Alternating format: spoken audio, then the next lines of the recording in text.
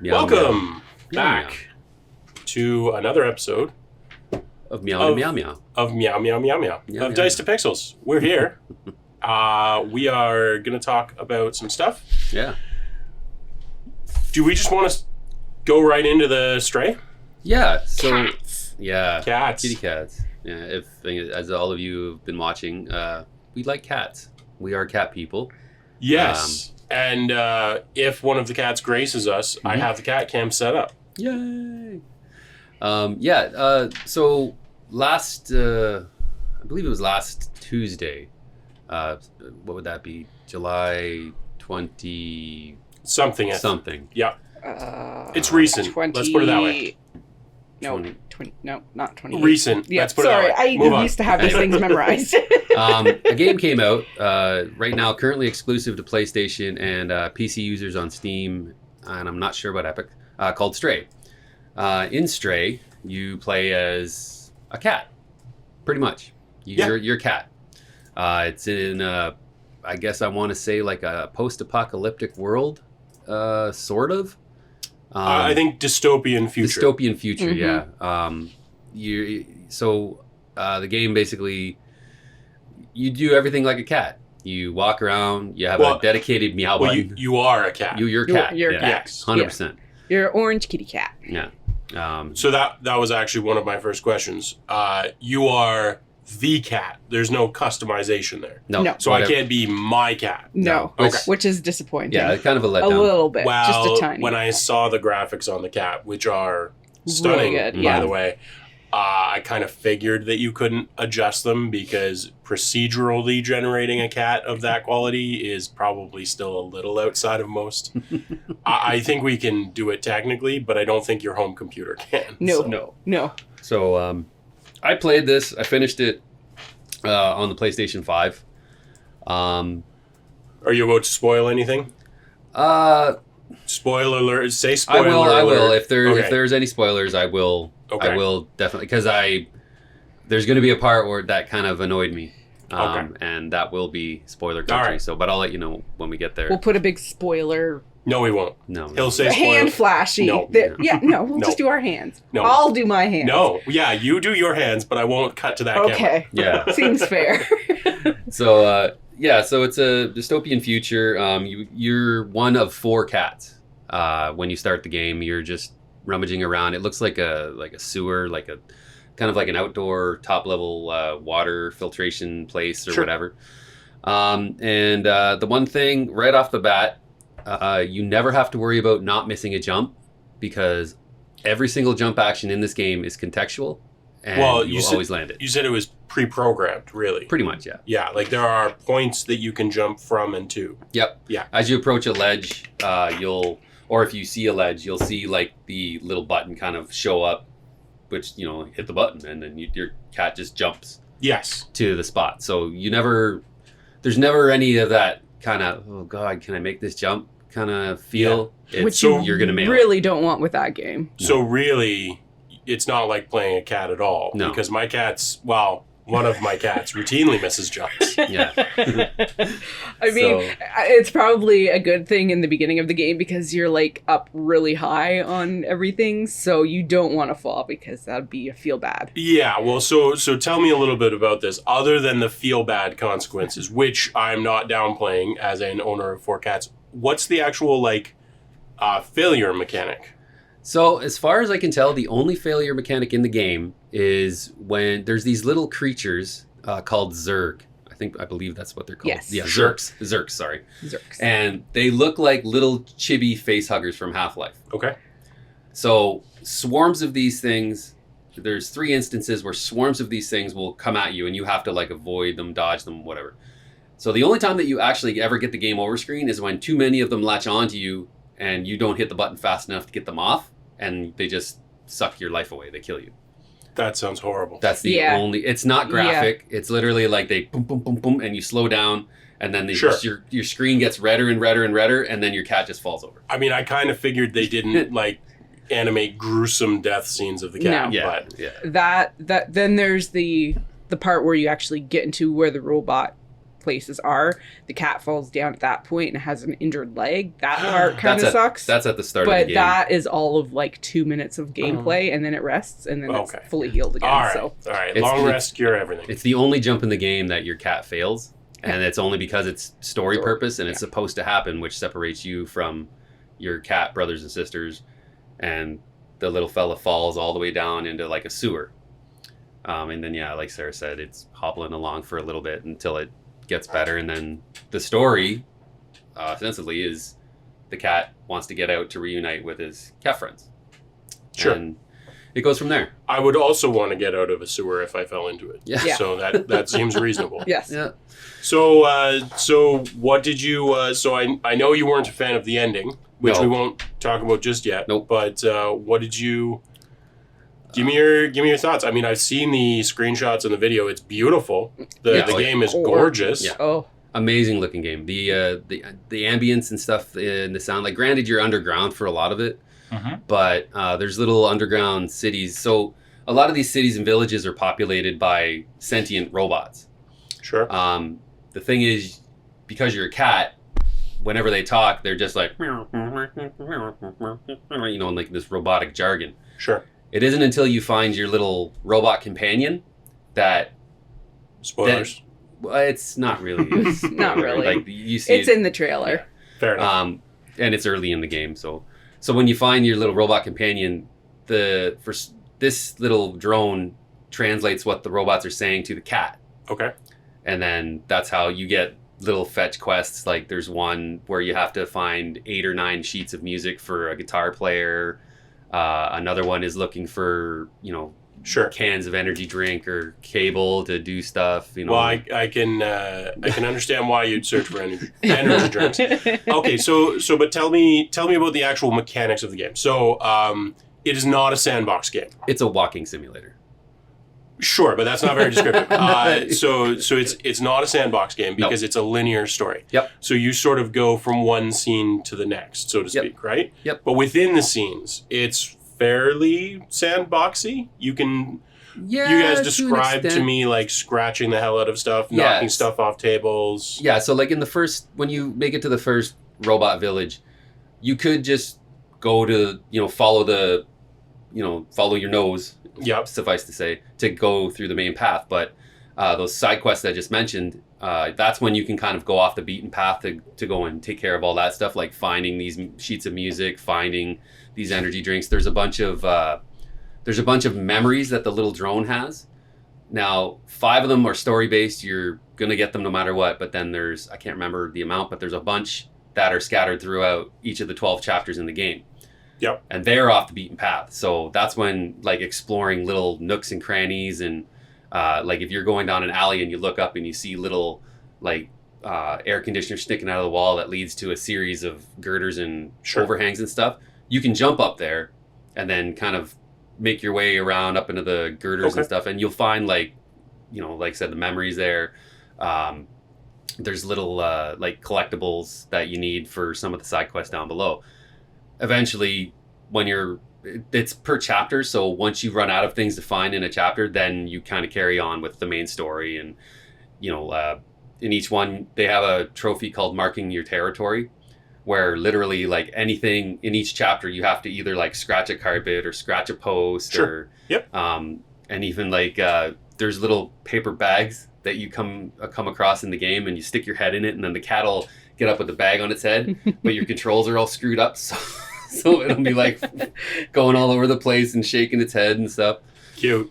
Yeah, it's pretty cute, but it's fairly linear, which kind of, I mean, for what it is, like, it's not surprising really. No. Well, there's been a handful of new games that have taken on that sort of. I mean, there's one in particular that I've almost gotten a couple of times. I forget what it's called, but it basically simulates the evolution of the human race from the primordial universe up through the current day evolution and then on into the future. But my understanding is that there's no meaningful control. You basically, you're gathering evolutionary points of some sort by clicking things and whatever. Yep. And you can unlock you are unlocking the evolutionary path, but it's very, very linear for obvious reasons. You can't, get spaceships in the Renaissance or whatever. And I don't know that much about it. I've just seen it on Steam. It originally piqued my curiosity because the idea of playing, like I liked Spore, for instance, which is playing from single cell all the way through. They did a pretty good job. I was hoping that this might be more of that, but it sounds like it's not. It's a very linear, you do this, this, this, this. And it's almost like just a story that's being told for you that you have some interactivity to. Mm-hmm. Stray sounds like there are more games of that nature seemingly coming out from what I've seen. I wonder if in part it's actually catering to streamers. Because I actually thought about it. I'm like, well, I could, and I might still do this. I haven't ruled it out. I was thinking, well, I could set up Scooter beside me with the cat cam, and I could totally play through Stray, because it's not very long. No. And I could do the whole face cam with the cat cam and do the reaction video and everything else. And I'm like, that, aside from just being sort of a nice meditative sort of game, I do wonder if it sort of caters to more of the streaming mentality as well, where even watching a streamer play a game, it's like, I want to see the story, I want to watch what's happening, but I don't necessarily care about actually interacting with the game directly. Yeah. I feel like we're moving, one segment of gaming is moving more in that direction. It almost seems it's a little bit like a new version, or this generation's version of point-and-click adventures. Yeah. Because even those are coming back in, too. Absolutely. Monkey Island is a thing and is coming back. And to what you were saying, I have seen a lot of streamers that I follow on Twitch. They have been playing this game. Yeah. I mean, it's free content. The length, I figured the length is anywhere from like 6 to 10 hours. Give or take. Well, it struck me as a game that I could, and this is why I say it's almost like it was designed with streamers in mind. You could sit down in the morning, play it through. It'd be a bit of a slog, but you could play it through all in one day. And then the next day you can edit that video down for YouTube or whatever. Yeah. So you could potentially get a 12-hour stream out of it, and then also a bunch of YouTube content. I don't know that I would necessarily stream the game personally. Yeah. I think it would probably be pretty boring, and we don't have enough of following at this point to do that. I wouldn't rule it out, but I don't think I would personally. But I could totally see doing the playthrough and then editing it down for YouTube content. Yep. And it just struck me with the playtime and the graphics and everything else. It kind of struck me as like this almost begs for streaming and like YouTube content. Yeah. So, I'm just looking at some of the other notes that I have on here about this game. What's up, Sarah? I was just going to say, if anyone's heard of Stray, you've probably seen the articles as well of the voice actor for Stray. There's a voice actor. There's a voice actor. It's a cat named Lala. It is a cat. Okay. Yes. Named Lala. That's amazing. She also looks basically exactly like the actual. That doesn't surprise me. No. Yeah. So not only kind of a voice actor. Obviously, it's not a photorealist, but yeah. Well, they got her noises. No, I meant the rendering. Like, it is still a rendering, but it's almost like that kitty's the actual actor. Yeah. I wondered when you said voice actor for a second. I'm like, tell me they didn't have a human. Because I'm sitting here like, there was nobody talking the entire game. That's fantastic. I love that. I absolutely love that. But now I will get into spoiler alert. Yeah, okay. See? He did it. Spoiler alert. I'm going to cut that out. No, I'm not going to cut it out. I'm going to censor it so that it looks like you were doing something obscene. Yeah, there we go. Okay, so basically at the start, the whole point of the story is, like I said, the cat wants to get out to reunite with his cat friends. Yeah. Or her cat friends. We should say, before you go any further, I will put something on the screen, and when that goes away, spoilers are over. Yeah. So that's the start. When you collect the drone, you start to find and you visit these villages. They're all telling you of how they're closed out from the outside world. They've never seen it, and the Zergs make it impossible for them to see it. So your purpose then becomes helping, opening the door to let everybody see the light of day, none here or there. So you find there's 3 specific NPCs that you bump into. Each one was a part of a team that were all working to open the door, so to speak. Mm-hmm.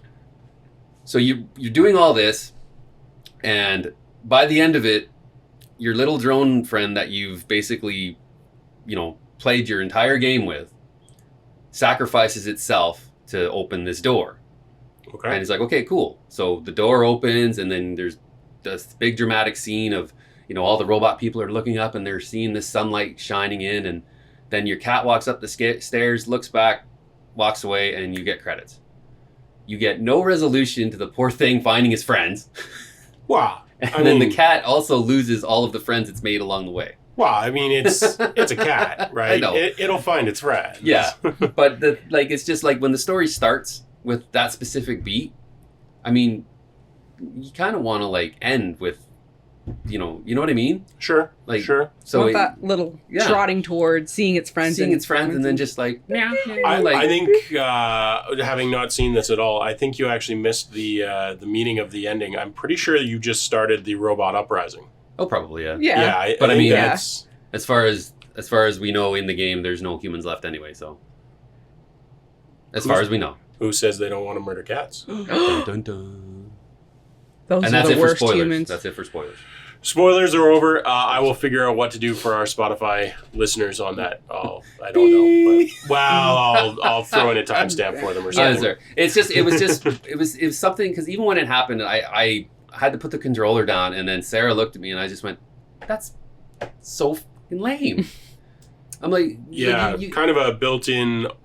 It almost feels like a built-in sequel cliffhanger. Yeah, it's like that's my playing thought Mario. too. It's like playing Super Mario Brothers and getting to the end and not say they don't show you saving the princess. You kill Bowser and then that's it. Yeah. You know what I mean? Like there isn't that resolution to it. There could be plans for DLC though to go on an adventure to find the friends again. And that wouldn't surprise me. But thankfully, considering the length of the game and the price point that they have for it. Yeah, how much is it? It's like $25? I think it's $39.99. Oh, geez. That's actually fairly spendy for 6 to 8 hours of play. Yeah. But I think it also has to do with the fact how good the graphics are too. And sure. No, I get that. I'm not saying they're ripping anybody off, but that's pretty spendy for a short game. Agreed. It's $29.99. That's a bit better. That makes more sense. Okay. That might be American though. Wow, maybe, but even so, anyway, that's a bit better. So my buddy was telling me, I'm sort of expanding on the idea of I'll call them pointless games. Mm-hmm. Not any game that you're having fun with is not pointless. But my buddy was telling me, Aaron, in fact, who's now been shouted out several times on the podcast. Is he the one that you bought the gift That's for? right, for the turning Night Cage. 40? So he was telling me about a game called The Longing, I believe it's called. That sounds familiar. Yeah. So, and I feel like I've seen it, but he was describing it to me. And I guess the overarching theme of this game is that it takes 400 days, game days, like real-time days, to play the game. Good so Lord. As he described it, there's like a god or a demigod that you start with, and basically they say cool, I'll be back in 400 days. Don't wreck up the place or whatever, something along those lines.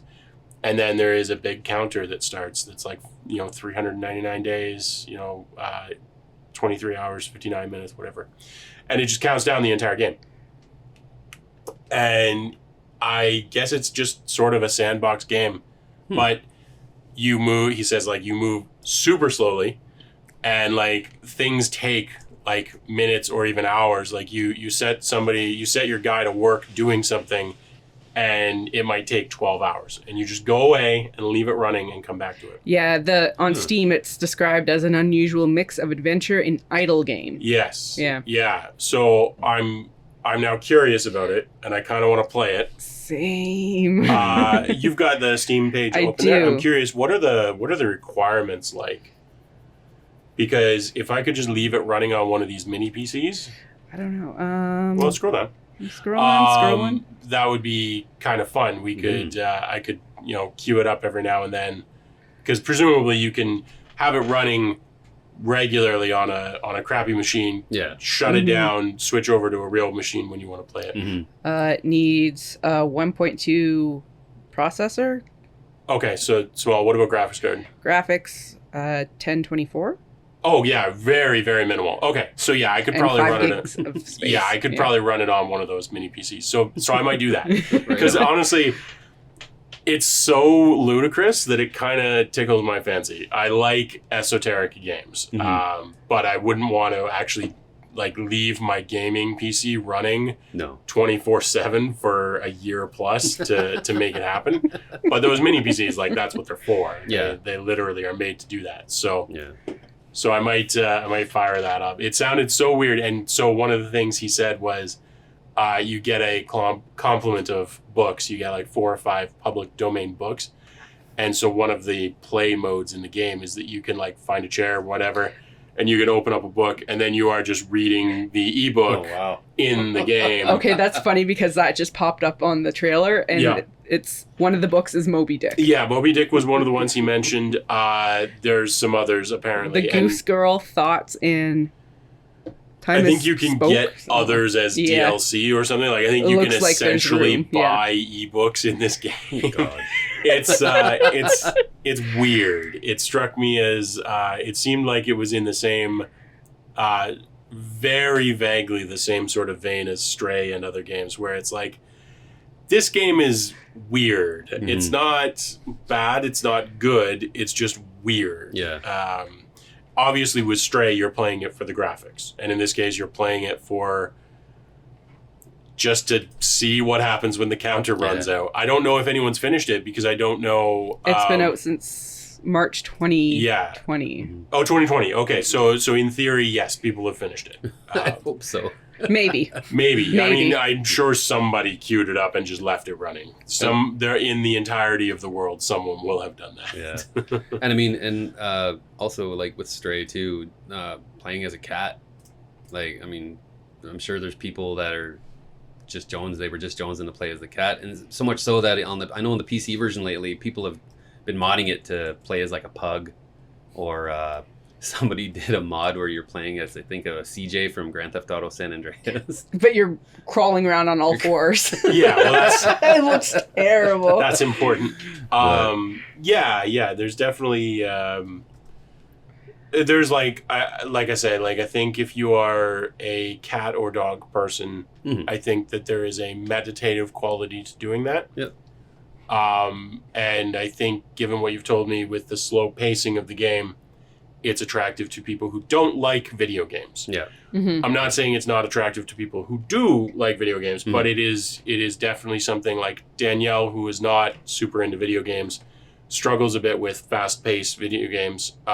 This strikes me as something that she would be into. 100%. Yeah. I didn't mute my phone. It's your guys' fault, though. Yep. I reminded you. Yeah, well, you reminded me, but you also made me turn it on, so I heard the doorbell. So it's your fault. I think on our good old Dice to Pixels D4 rating scale, I'm giving Stray a 2.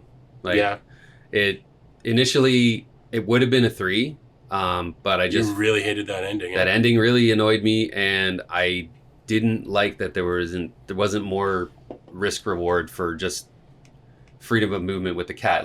You don't have to show the cat falling between buildings and hitting the ground. If you miss a jump, well then just screen goes to black, load it back up. You know what I mean? Personally, I'm glad they didn't do that because... No, I am too. Yeah.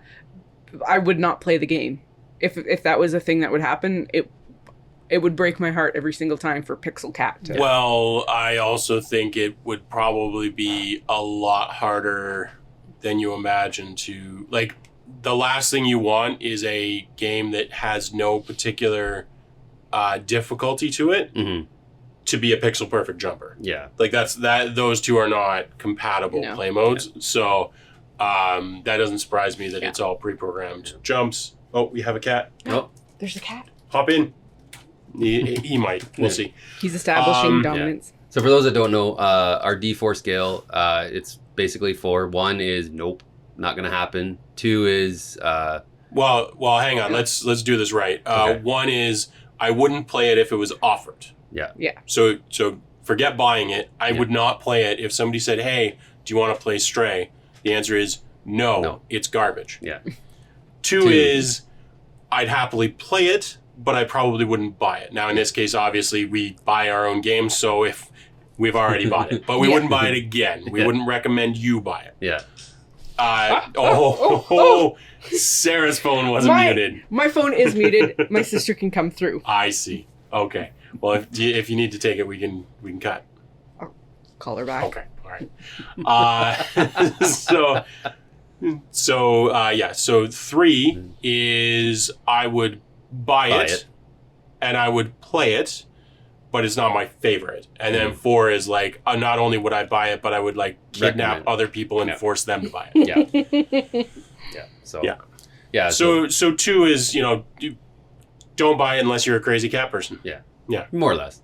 Yeah. So, yeah. And that kind of, that triggered a question that you dropped on our Discord community, asking about... I did. What everybody's favorite games that were animal themed were, whether that be video, board, or like TTRPGs. Yeah, I was curious what people had to say, and got a significant number of responses. I have played a number of them. One that I had totally forgotten about, I think Temple was the one who posted it. It might have been Richter, one of them, I forget. But Oceans was a... So if you're it was Temple. Yeah, Temple, I thought so. Oceans is a cool game where the art of it's almost more about art than it is about the game. And it's all about fishies in the ocean, and it's cool. I won't do it justice if I try and describe it because it's been a while since I played it. But I do remember that once again, Aaron, he's one of my biggest board game nerd friends, so he comes up a lot. We hope you had a good 40th birthday. So he did the Kickstarter, and the Kickstarter version, every single card I think is illustrated differently. Oh wow! And then I think you also get additional cards with the Kickstarter. So that was one of the things. Was it's not like, oh, there's 15 copies of this card. It's like every single card in the game is illustrated differently, and they're all gorgeous. Mm-hmm. So that's a cool game. I forget the rules of it, so I'm not even going to try. But I do remember enjoying it, so I'll give you that much. Yeah. Cool. Another one brought up was the Untitled Goose game. That's a video game. That was I believe that's the one that was kind of you're a goose. You go around and you're being a dick. Yeah, you honk at people. Have you played it? I haven't. The third one is coming out sometime later this year or early next. Yeah, I believe. So apparently there's 2. Yeah, there's a lot of videos on YouTube and stuff with this game where you're like pecking at people's butts, or you're just being a goose. You're being an idiot dick goose. All right, yeah, sounds reasonable. That sounds like it should have a mod where you can play as a Canadian goose, because they're assholes. Are other geese not assholes? I don't know, but I find my experience is more towards Canadian geese. Well, I think there's a reason for that. Yeah. We are Canadian, so... What? I feel like all geese are jerks, and it's just that we only have experience with the Canadian variant. Maybe I'm wrong. Let us know if you live somewhere with geese that are not Canadian geese. Are they dicks too? Are they dicks? So, the one that I had actually been looking at on Steam before he mentioned it, but I think it was Derek mentioned this one, Timberborn. Yep. Which it's like Civilization, but with beavers, which... Oh, right. I meant to log some hours into it this weekend. I am going to get it and play it. That's a game that I will probably at least film myself playing it, because it's apparently...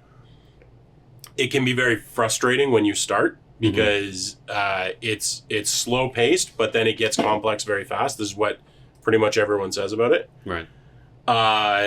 And that description of it, frustrating and slow and then very complex, is basically the kind of game that I like, which, I'm a little bit weird, but basically the opening portion of the game, from what I understand, obviously I'm working from reviews, is that your entire civilization starts revolving around making it from one sort of rainy season to the next. Oh. So the whole thing is controlling your water source, which as a civilization of beavers seems to make perfect sense. Despite the fact that that's not actually why beavers create dams at all, it's still, I love it. It makes perfect sense in its own not sensible way. The terrain looks very Minecraft-ish.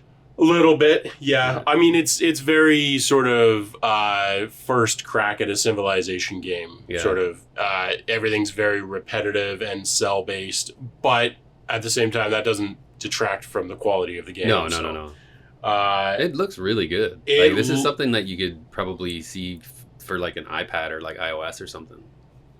Maybe. I don't know, because I don't know how deep the control and sort of building scheme goes. Yeah. But it does look iPad-ish. I'm going to grab it. I'm going to check it out because I like Civilization games. I like games that are frustrating and slow, which just sounds weird, but I do. I mean, I like Factorio. I like Minecraft. RimWorld. I mean, Minecraft maybe isn't the best example, but yeah, Factorio, RimWorld, just all kinds of games where it's like almost punishing to play them for the first while. You should check out Don't Starve then. Oh, Don't Starve. I love Don't Starve. Okay. Come on now. It just I love wasn't Don't on. Starve. It wasn't on your list. It was not, so. no. But Yeah. it's another genre of games though where like you put in the work, but in the end, like when you've finally kind of reached that point, it's gratifying. It's like Yeah. Yeah. Not so much RimWorld, but the other ones, yeah, for sure, Yeah. because they don't try and murder you forever. Well, Don't Starve does. Don't Starve Yes. and RimWorld are actually very similar. I mean, Yeah. Don't Starve literally is just about not dying. Yeah, oddly enough. Oxygen Not Included is another one that I enjoy. Yes, I've seen that one, yeah. Very similar, again, to Don't Starve. Just infinite resource management. You never really get out of the woods on resource management. So There was one game I came across just cruising around on Steam called Lord Winklebottom Investigates. okay. It's a point-and-click murder mystery adventure where all the characters are different animals. And what character are you? Does it tell you? A giraffe. A giraffe. A giraffe. I've never been a giraffe. I know. I imagine you could see things really far away. Probably.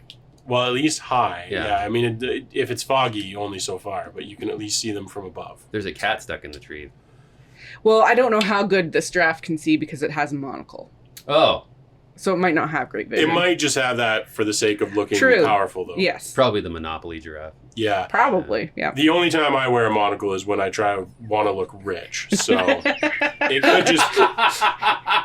it could just be that it wants to look True, rich. true. And Because it that's- does have a pipe and a top hat, so it could just be trying to look very noble. And that's why That's the right. next episode of Dice to Pixels will have Adrian wearing a monocle at the start. Do you want me to? I'm sure I could. I think I have do. one.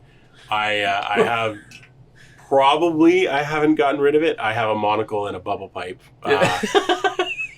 Because that's the sort of thing that a sensible, responsible adult has. Why not? So, Like if it wasn't for the fact that it airs on the channel Dice to Pixels, you log into the next episode and it's dun, dun, dun, dun, dun, dun, dun. Oh, good day. Hello. why can't we do that? We can should. do that. We should. Yeah. It's not a problem. But we'd have to all be wearing monocles. and Yeah. bubble No. pipes. Well, I wear two of them already. I got double monocles. Nope. You have to put a monocle on top of your glasses. Oh, Jesus. All right. Yeah, no, you can. It's fine if you already wear glasses. You just hang a monocle off the Yeah. glasses. It's I fine. really want to see this. Monocles aren't about seeing; they're Yeah. about wealth. Yes. We can't have like a dollar sign. Honestly, in the though, middle. it probably For is the somewhat record, too. I have no idea. Yeah, I actually don't know why monocles exist. So, I don't know. but to me, they are simply for wealth. Yeah. yeah. Cool. Yeah, I mean, there's a bunch of other animal games, but we don't need to go down an entire list of these things. I bring up- definitely. Sorry? I was going to bring up just one that Sarah and I Yeah, if you played it, yeah, the for sure. crap out of and Crash Team Racing. Oh, yeah. Crash Team Racing. Oh, yeah. I mean, Crash Bandicoot. it's Mario Kart, but with like Crash Bandicoot. Oh, okay. Well, that's pretty fantastic. self-explanatory yeah, then. Yeah, Okay. yeah, we bought the remake that came out 2 years ago? Yeah. It came Yeah. out 2 years ago. Remake being like So it is- updated- it was like it's for PC now, or what's the deal? Everything, I think. Okay. Maybe. It was I know. initially a PlayStation 1 exclusive game. Yeah, that well, came out after Naughty Dog had finished Crash 3, and this was their Crash Bandicoot swan song, Okay. so to speak. So then I don't know who developed it, but Activision wanted to remake it, much like they're remaking all of their old PlayStation 1 properties right now. Sure. This came out. They promised no microtransactions with it, and then basically a month later, we got microtransactions with it. Yeah. So Fuck. that was a kind of a shitty thing, but playing it was Yeah. so fun. Yeah. It's such a fun game. Yeah. Yeah. I'll tell you, Godus was probably the worst offender for there won't be any microtransactions. So it was Peter Molyneux game. Most people probably know it. My buddies and I all got it, and it seemed really, really cool. It was a great idea. We got it in like the super early access. We were one of the group that he swindled.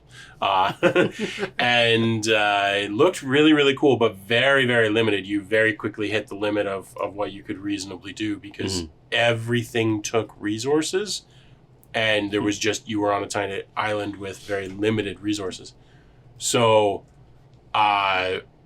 we were like, cool, it's, super alpha, this isn't surprising. But before it even hit like beta, and the whole thing with it was, it's going to be, you can link up with your friends. Everybody starts on an island, but you build up and up and up, and then you'll like run up against the borders of your neighbors, and you'll have to like either decide to diplomacy or murder them through military. It was basically like a civilization game where all of the nations, and there were like hundreds and thousands of nations, however many players there were, all of them are manned by a PC, which sounds like an amazing premise. But of course it was Peter Molyneux. so the promise and the delivery had nothing in common. So one of the key promises was there won't be any microtransactions. And before it even hit beta, it was, we're going to make an iOS app with microtransactions. It's like, hang on, this was supposed to be a PC game with no microtransactions. And we haven't even hit beta, and you're like completely shitting the bed here. Yeah. So that was really disappointing. Not because I would have actually been okay with the microtransactions to a degree, because I really wanted that game. Like, that's a really cool game concept. Yeah. And the fact that it never, because the iOS app, of course, doesn't work. I don't even know if it's completed. I stopped caring, obviously. Yeah. But like, what a cool concept of a game. And then to just completely, instead of just honoring like, if you need more money, fine, I get it. Yeah. But instead of honoring the principle of what you wanted to create, just forsaking your own vision and screwing over everybody that financially supported you, just doesn't seem like the way to go. Not really. No. So, Not anyways, ideal. yeah, Godus was one of the worst offenders for that. It seems Just like really unfortunate. It seems like it's still available. Oh, I think you can still buy it. In fairness, I have not opened it in God knows how many years. Godus. That's right. So I will have to, maybe I'll install it and just see what happened with it. But I know that all of us sort of, oh, okay, we got screwed. Great, thanks. Yeah, that's awesome. And it rubs salt in the wound when it's something you're really looking forward to. Like, if it's just a new fight game or a new first-person shooter or whatever, and you're like, oh, cool, I want this, blah, blah, blah, and then they wreck it with either DLC or microtransactions or however they ruin it, which happens, fine. But when it's, in theory, a brand new genre of game and it's super cool, it would be like Star Citizen if they had just walked away.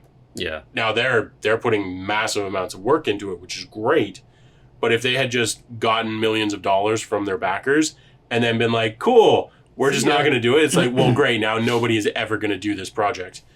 So it's extra crushing when it's something that a new thing that you're excited about. So Yeah, and man, that could almost be an episode in its own where we're just talking about. Well, we'd have to come up with some examples, but I mean, sadly, it's not difficult to do. No, it's not. But I mean, No Man's Sky almost went that route. Mm-hmm. Yep. But instead, they just kept at it, and now it's an amazing game. Yeah, it's really good now. Really good. Actually, I really need to get back to it because someday we all should play together. Because, Yeah, I've been tempted. Like we bought it initially, right off like release day, and we took it back 2 weeks later because I played like 5 hours of it and got bored very quickly. And now with everything in it, I'm like, kind of tempted to get this again. They should have just made you a kitty cat, and then you would have. I know, I would have been great. Give me a cat with a space helmet on, a big ball space helmet. And it keps going on sale too. Like almost every other month. Like you'll see it's not a recent game. Like the thing is, No Man's Sky, they even with returns and everything else, they still got a significant amount of sales.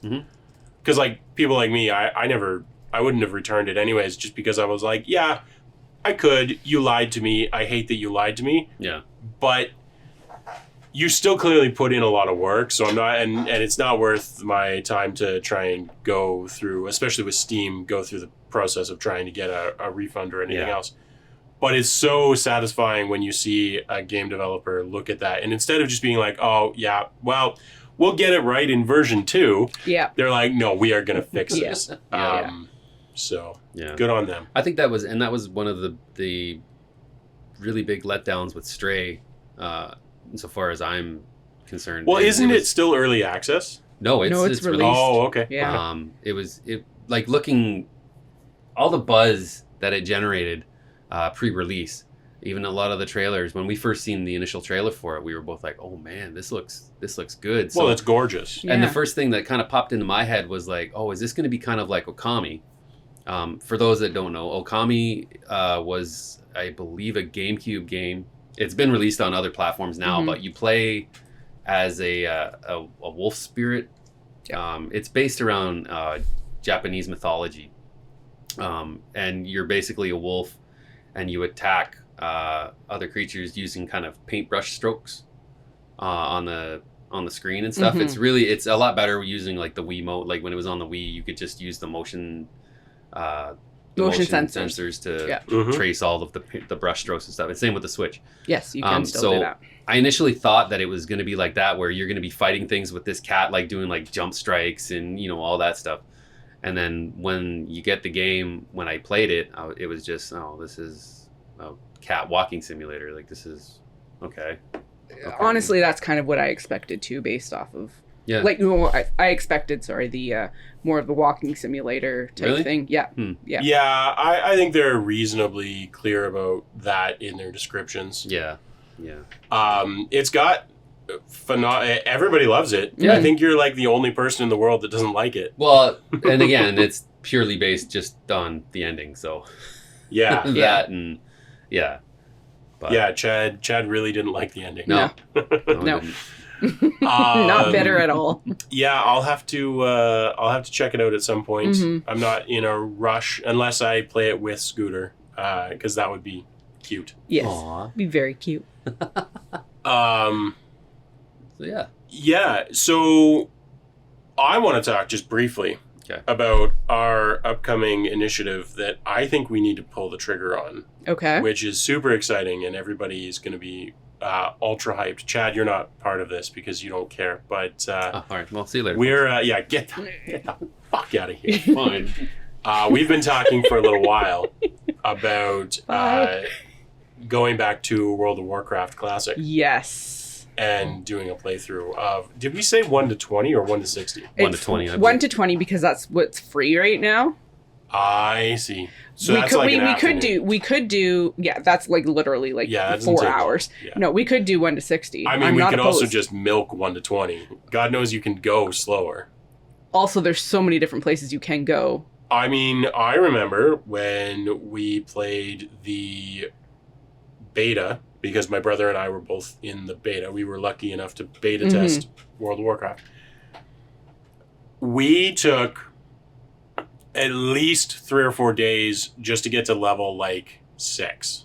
Yeah, I remember my first time playing, it took me like 2 weeks to get to level 15 or something like that. Yeah, like we spent, like I spent like just the starting area that ostensibly, if you start a new character now, you just completely ignore and bypass. But I spent a good 2 days playing just in that little opening with the Cobalt Caves and everything else. Yeah. And then I was like, ooh, I can kill boars and spiders, and I can go to the blacksmith, and I can forge. Like, nobody in their right mind is going to try and forge any of the newbie equipment because it's not worth it. But I was absolutely. Well, and I think at the time everyone did. Like, I think that was part of the magic, is that everyone except for the crazy power gamers were like, this is so amazingly cool. And so, like, yeah, I'll create sharpening stones for my crappy, like, white quality dagger that I got. But you made that dagger yourself. Absolutely. That's the best part. Absolutely. And I enjoyed that the game let you do that. And it's completely viable. Yep. You can actually play that game basically with just what you pick up and craft yourself. You don't have to even do any quests. It is viable, tricky, but viable to actually just do the slog from 1 to 60, whatever, without any outside help, basically. Which I think is super cool. I wish more games were like that. So anyways, we are going to, I don't know the full roster yet. We are going to create a little, it's going to be one of the first things that we've done remotely. We still have some stuff to figure out. Yeah, we got to test that out. We got to figure out how to do remote. And but presumably the goal is to live stream it. I think that's the plan. Yeah. We'll see. We'll see what happens. But we need to lock down the roster and get that going, because I actually... This weekend, for whatever reason, I was actually jonesing for some WoW. Funnily enough... Chad, you're not interested, right? No. Yeah, okay. Go ahead. No, I was just going to say, funnily enough, the last week, too, I've just been like, man, I should just fire up World of Warcraft and just play one of my low levels. And Yeah. So we need to... We also need to discuss whether we're going Alliance or Horde. So, call me crazy, but I never enjoyed playing the Horde. Really? I never enjoyed playing the Alliance, really. So we got to have we'll have two different parties and we'll fight. Well, I don't mind the dwarves and the gnomes so much. Sure.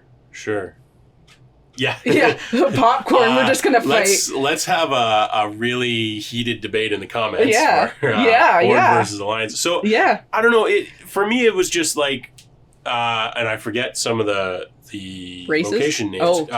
Locations, So, Stormguard, is it?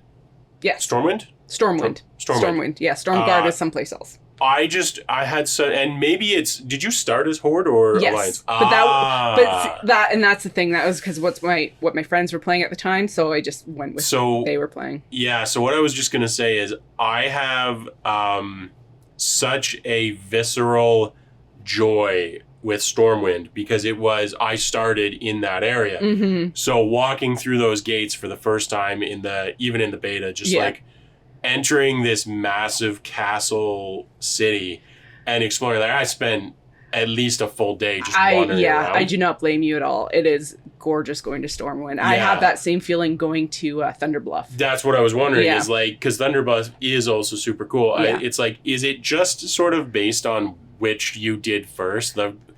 Is it just that visceral remnant of the dopamine hit when you first walked in there? Maybe. But actually, now that I remember a little bit better, my very, very, very first character actually was Alliance. I did play Gnome first, and then I made friends who were all on Horde. So you're just a traitor. I am.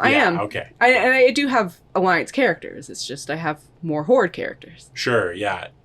Something about Stormwind was just... Yeah, it's gorgeous. So visceral. And then I also... what's the Dwarven city? I should know this. Ironforge. Climbing that mountain. Because if you climb the mountain, there's like a little gnomish airfield up on top. And I remember like doing that, and it just made me so happy that they had put an airfield on top of this mountain. That there's no creatures there or anything. Like there's nothing to do there, but they put a little gnomish airstrip up there, and I'm like, oh goody. Because you stopped playing before even you could do flight. Across, so like that's even like more exciting. Like when you see it when you're just flying, sure, it's whatever. But like the fact that you were able to climb up and that was hidden there. Yeah, very much so. Yeah. Like pointless to put it there, except that people like me would go looking for it. I love the pointless little places. Like there's I can't remember the name of the region, but like it was horde territory for leveling up, and it was a big troll area. But if you went down along the west coast along the water there was just random little huts there, and then I think there was two spots like that. There was one with trolls, and then there was another one where there was a dwarf hut. Although that might have been someplace else. I almost feel like that's where they added one of the fishing vendors in later. Yes, updates. It would make sense because there was a lot of fish stuff there. Like it was meant as a fishing village sort of thing. Yeah, no, I remember that, and like going out into the water and swimming out to find the wrecks and doing little dives to it. Yep. I love that game so much. I honestly, I hated it after they started releasing all of the updates. Not just because it just became a grind. It was just, and part of that is the people that I played with and everything else. Mm-hmm. It just became such a slog to, okay, I got to get max level and then I got to run the raids. And it's like, screw that. Yeah. I didn't mind running raids and dungeons and stuff. It was dailies that drove me nuts. Dailies. Fuck dailies. Yeah. But I love questing, and I love walking around exploring. And you know what I need in all of my video games desperately is fucking chores. That just makes them so much better. Yeah. It's one of the biggest things. It's one of the biggest things that's turned me off of Destiny right now. It's just It's just every day. It's just the mundane, just daily crap, and I'm like, I don't care. No, you can't care. No. And then the worst part is when they start incorporating those daily quests and whatever into, well, you've got to do this over and over and over, not just to get the daily gold or whatever else, but to get the faction reputation to unlock the shop that lets you buy the really good stuff. And it's like, no, go. I cannot express how much I want you to not exist anymore. Yeah. They made that even worse, too. I don't doubt it. They have two races that are reputation locked. Oh yeah. No, I know. Yeah. So my World of Warcraft, I'm gonna butcher so much of this, but my World of Warcraft experience was vanilla, and then I quit vanilla. So I was actually in one of the guilds that was one of, not the first, but one of the first to do, multiple Molten Core and Onyxia and everything else. So we were playing at the very top of the game, and that was fun and everything else, but it got very repetitive very quickly. Yep. So I stopped playing shortly after we had just started dominating those raids. And then I didn't come back until Burning Crusade. And I came back briefly for Burning Crusade, and I had some fun. But then I retired again. And then I don't think I came back for Wrath of Lich King or any of the other stuff until, what was it, Mists of Pandaria? Yeah. It was Cataclysm and then Mist of Pandaria. I might have played Cataclysm, because Cataclysm was when they revamped the original world so that you could fly it, right? Yes, and everything, all the places moved around. Were updated and moved around, and the big scar and the earth and it. Yeah, so I played briefly with Cataclysm, but never got into it. And then I actually ended up spending far too much money, super leveling characters and buying pre-leveled, legitimately through the store, but buying pre-leveled characters essentially to jump back in with Mists. And I remember playing a little bit, but it never really held my my attention. Well, that's also Mists. Mists. Yeah, it just wasn't very good. No. Yeah, okay. Yeah, so I've experienced most of World of Warcraft over the years, but basically the only really enjoyable time I ever had was vanilla. Yeah. For me, it was Lich King, because I came in towards the end of Burning Crusade. I max leveled 2 weeks before Lich King came out and pre-ordered Lich King, so I played the hell out of that. and then had to stop because I didn't have a computer that was good enough to play Cataclysm. I was literally playing stop motion World of Warcraft. Sure, yeah. But then when Legion came out, well, I played the other ones and played and stopped and like. You played a bit of Legion. Yeah, I liked Legion. Legion reminded me a lot of Wrath of the Lich King, which a lot of people said too. Okay. So.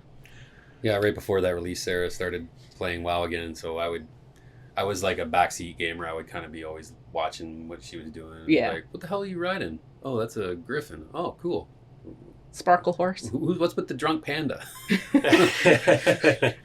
I think it's one of those games where I can't, especially now. Like, there's no way that I could. I've never been a fan of that style of game, like for PC. Like, if it's one of those things where if I could use a controller, I'm sure I'd be. Oh yeah, you'd be I'd be all right, but you can use a controller on the PC. Yeah, but can you use it on WoW though? Yeah. Oh, can you? Can you? Oh yeah. I didn't think you could. Yeah. You're limited in hotkeys, but you can absolutely. Yeah. I mean, granted, like the amount of hotkeys that generally you use anyway when you get like. Well, this is the thing. Depending on if you play a paladin, for instance, you only need 2 hotkeys. Yeah. So. Yeah. I remember the day that we were fighting Onyxia. This was probably after Burning Crusade came out, because I think we were level 70. And we went back to... No, actually, I lied. This was actually when Onyxia was the sort of big bad, so to speak. We were doing the raid with... It was a 20? It was a 20. And we were doing the raid. And my brother, myself, and one of our friends, who were the paladins in the guild... we were the only ones left up, and we kept the fight going to the point that everyone was like, you need to stop. It's been 25 minutes. Onyxia's health has dropped by 2%. Yes, clearly you can win this fight, but we've done the math and it will take you a full day. Because paladins were just so beefy. Like, we couldn't do any damage, especially since none of us could hit her while she was flying. So, like, I mean, you've got the one smite or something that can hit her. Yeah. But we legitimately were like, yeah, we're fine. We can stay up. We've got all the healing in the world. We can do this. But we could not take her down. And eventually people were on Discord saying, like, or was it Discord at the time? Anyways, no, it wouldn't have been Discord. Voice chat, whatever it was. Saying, like, guys, seriously, we've run the numbers. Like, this will take you literally 12 to 14 hours. Basically, if no one else was there, would you guys have kept going? Probably. Yeah, that sounds like a thing. I mean, how cool would it have been in the days when Onyxia was actually hard to have taken her down with 3 paladins? Yeah. Right? Well, it sounds like you two got to set a date. We need to lock down the crew, and we need to decide how many people. I feel like 5 is the ideal number still. 4 or 5, yeah. Because it's 5. It's max group of 5, right? We'll figure this out, but I think we want. Max group 5 people ideally. Yeah, because you healer. Well, it's just the party like for. I'm thinking dungeons. That's dungeons max at 5. Like raids don't, but dungeons max at 5. So we're gonna find 5 people. Yep. And we're gonna do this. Yep. And I don't know if anyone will care or watch it or otherwise, but I, especially after this conversation, that needs to happen. I mean, if it's people coming out of retirement, I think that's even better because it's basically a new game for everyone now at this point. Yeah. Retired WoW players react to the level 1 to 20 grind. I mean, at least all the level 1 areas will be new and different now. That's true. I think. Well, so is it vanilla? Is it World of Warcraft Classic? Oh, right, Classic. I don't know. I don't know either. We're gonna figure all this out. I'm fine with Classic. I never played Classic. I'm good with whatever. So. I think though that we should make the rule, and we'll have to find the right people and discuss this because you may not agree. I think we should not use or buy anything that we don't as a group get. Like, I think we should only use everyone stuff that we can make and get in our own group. I'm definitely down for that. I think that would be better. Yeah. Everyone has professions that can. We'll disseminate all the professions out. Yeah. So now that we've bored all of our viewers with World of Warcraft talk. No, they're probably yelling at their screens right now. You idiots! It's not pronounced. No. Hi, Devin. Yeah. Honestly, I suspect probably a good chunk of our viewers have played World of Warcraft, and we may have just increased World of Warcraft sales. We'll start our own. We'll start a D2P guild. God. Now we're not talking about playing like 1 to 20. Now we're talking about actually like restarting World of Warcraft. No, we'll just do a little guild, and people, if they want to join, we'll get them to join. We will start a guild because I guarantee at least some of us, by the time we're done this, will continue playing. Yeah. There's no chance. Watch all of us. Probably. Sweet. So anyways, we are going to do that. You can look forward to that. Maybe by the time this airs, we'll actually have details in description and or Discord. Or maybe we won't. It'll be on the Discord. Who knows? Chad just destroyed his microphone. Join the Discord, all that stuff. So we're probably coming up on a reasonable length for this episode. I thought we should go a little longer, but I mean, unless any of you have any closing thoughts on what we've been talking about. No.